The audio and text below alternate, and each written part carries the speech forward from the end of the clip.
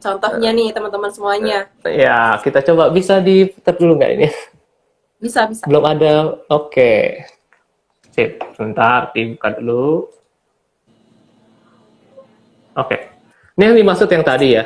Kita misalnya Mm-mm. kita bikin suatu namanya kayak tadi bilang trading plan lah. Trading plan-nya adalah kita akan masuk apabila ada pergerakan dalam cenderung bullish disertai dengan pergerakannya itu ada terbentuknya suatu candlestick pattern.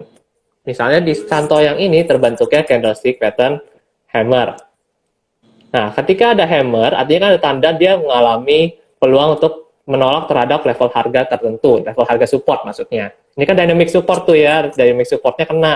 Artinya ada peluang untuk mengalami penguatan. Kita konfirmasi lagi mungkin ada juga dengan konfirmasi di ininya nih, di stokastiknya. Stokastiknya golden cross juga, kita kombinasikan dengan stokastik. Artinya adanya golden cross di area oversold. Area oversold artinya ada peluang untuk mengalami penguatan. Maka kita langsung bikin, oke, entry-nya di mana, stop loss di mana, targetnya di mana.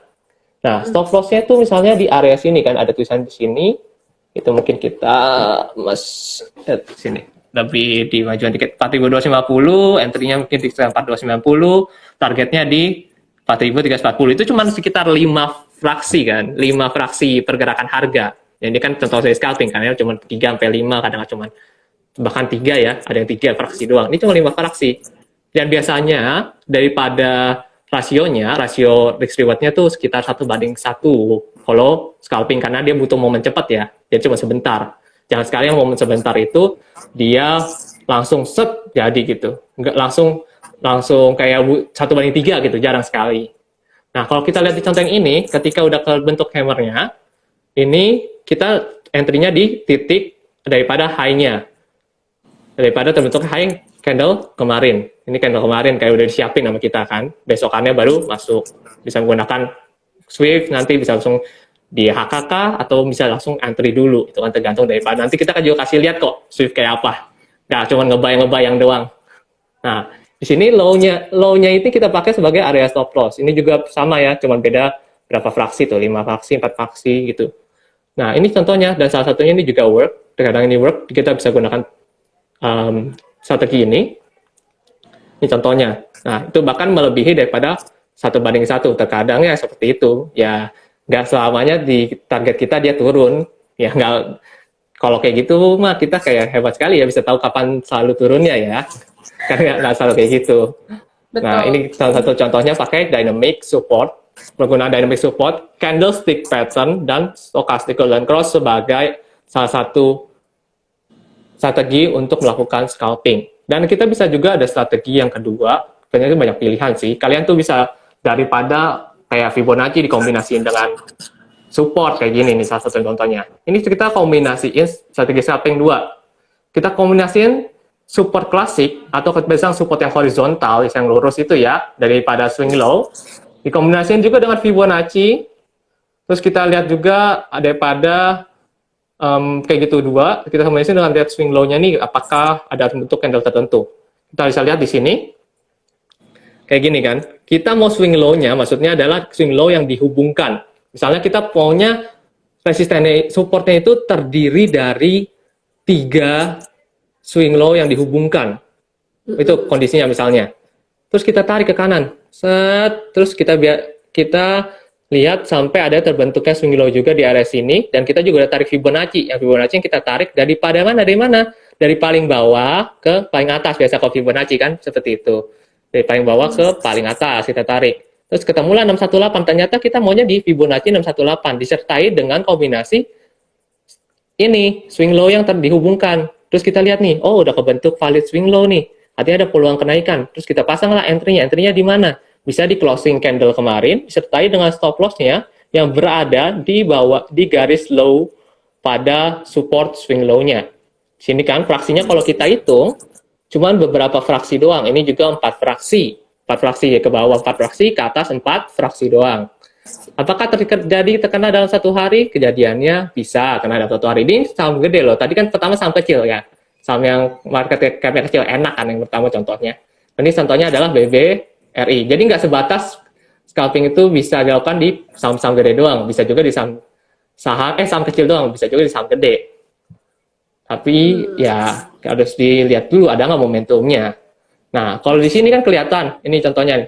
Yang tadi udah kita running kan, harga trade-nya ternyata dia nyentuh tuh. Dia nyentuh daripada area, kalau diperhatiin di sini ya, di kursor di sini, ada di kursor, dia nyentuh daripada area support yang di sini. Nyentuh daripada target yang diberikan. Nyentuhnya agak pas sih. Sehari nyampe itu kan 4 fraksi, jadi sekitar 45 fraksi itu kadang bisa masih tercapai dengan menggunakan metode bahkan charting gitu loh. Nggak harus metode yang menggunakan order book gitu, order book atau banderologi. Jadi itu tergantung masing-masing trader sendiri. Ini ada contoh yang ketiga, yang terakhir ya. Ini memanfaatkan daripada, ini trading plan-nya ada 3 nih. Dia buy on weakness, trend sideways. Ini sorry kameranya butuh adjustment. Ini dia jadi kayak pertama buy on weakness-nya berdasarkan daripada support jelasnya ya. Terus kemudian ada sideways trend, cari yang sideways. Karena kalau di sideways itu biasanya ada pemantulan-pemantulan tertentu yang bisa sementara. Jadi kita kayak tarik dulu garis sideways-nya. Ini kan kalau kita lihat stagnan ya, bergerak di level harga tertentu. Kalau di sini stagnan di area sini, di sekitar area 38.000, ini sambungan TR ya. Kemudian kalau ini juga kalau kita lihat di bagian bawah, dia stuck berapa kali di area harga 30.700 di area sini.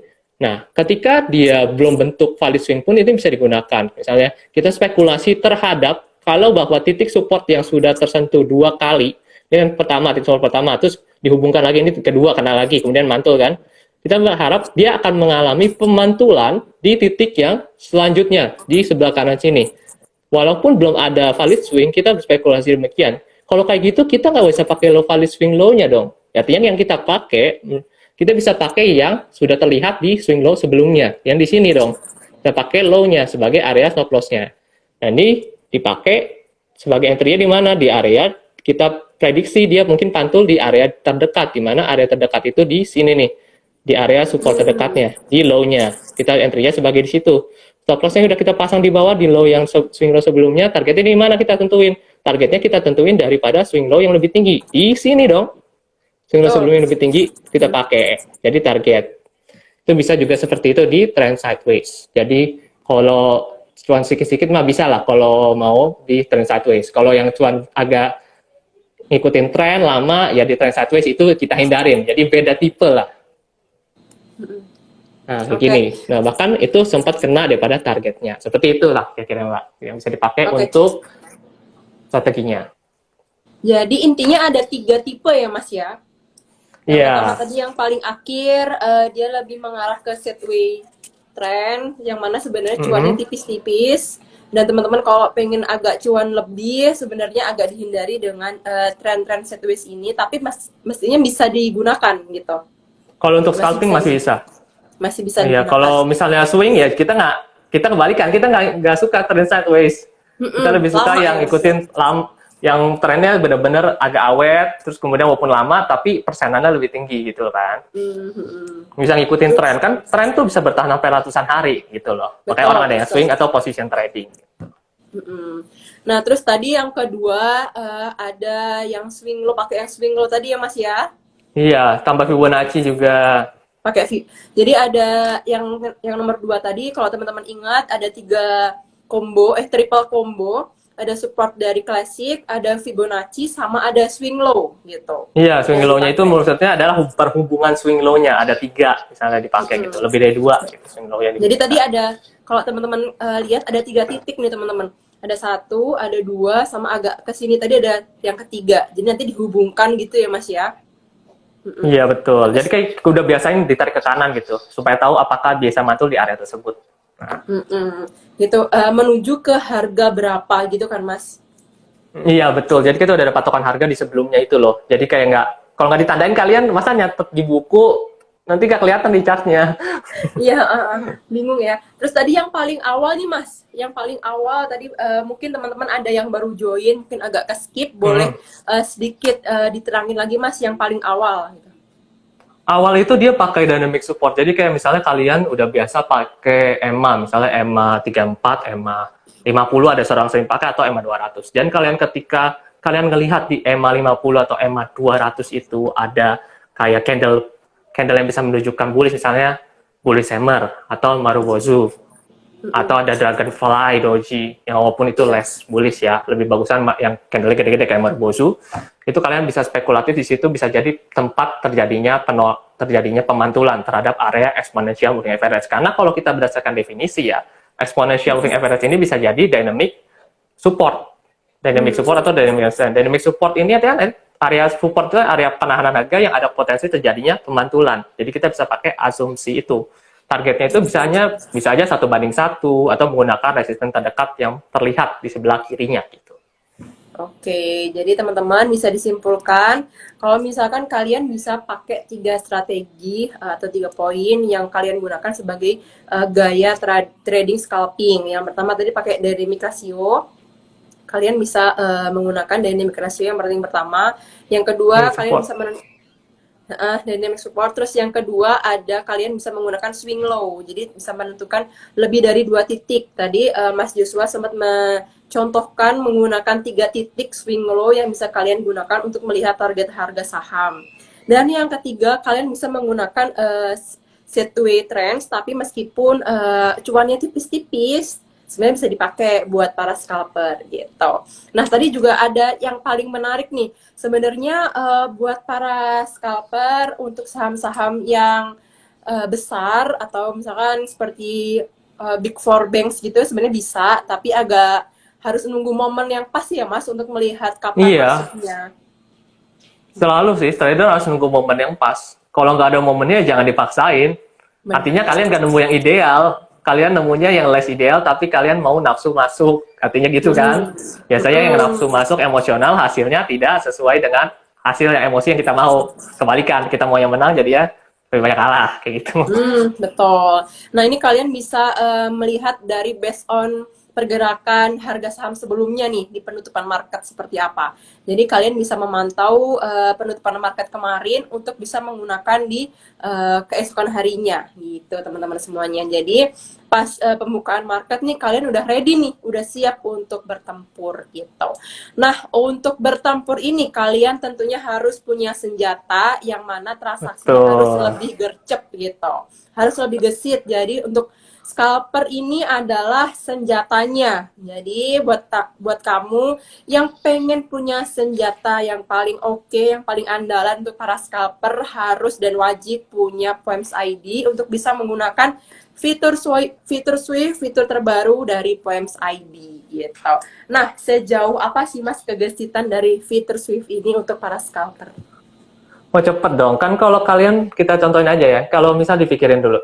Kalau simple buy, itu kalian nanti yang ngelakuin apa? Kalian ngelakuin namanya isi harganya dulu, betul kan? Setelah pilih sahamnya, isi harga secara manual, isi harga mau beli di berapa, terus isi lotnya secara manual.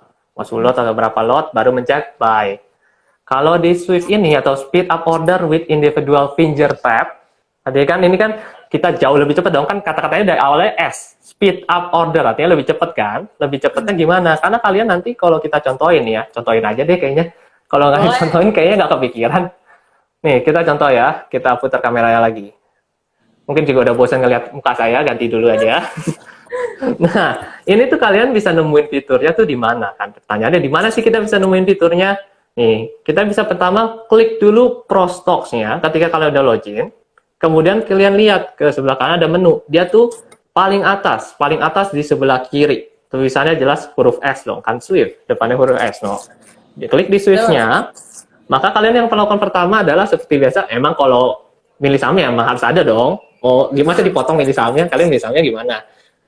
Mau cepetin itu kan nggak bisa. Nah, kalian pilih sahamnya dulu. Misalnya mau BRMS, Mika, MSP, apa serap, bisa diketik lah. Bisa di-search di sana kan. Jadi pertama tuh kan tadi Prostock, Swift, sama pilih sahamnya. Lalu kita lihat ke bawah. Nah, apa yang bedain? Bedainnya jelas ini. Kalian bisa set quantity langsung. Set quantity-nya ini nanti ada pilihan. Set quantity-nya bagaimana? Set quantity-nya ada pilihan beberapa di sini ya. Ada volume, ada value. Kalau di volume ini, kalian bisa lihat, ini tuh kita bisa berdasarkan daripada ada pilihan di sini nih. Ada max buy sama max cash.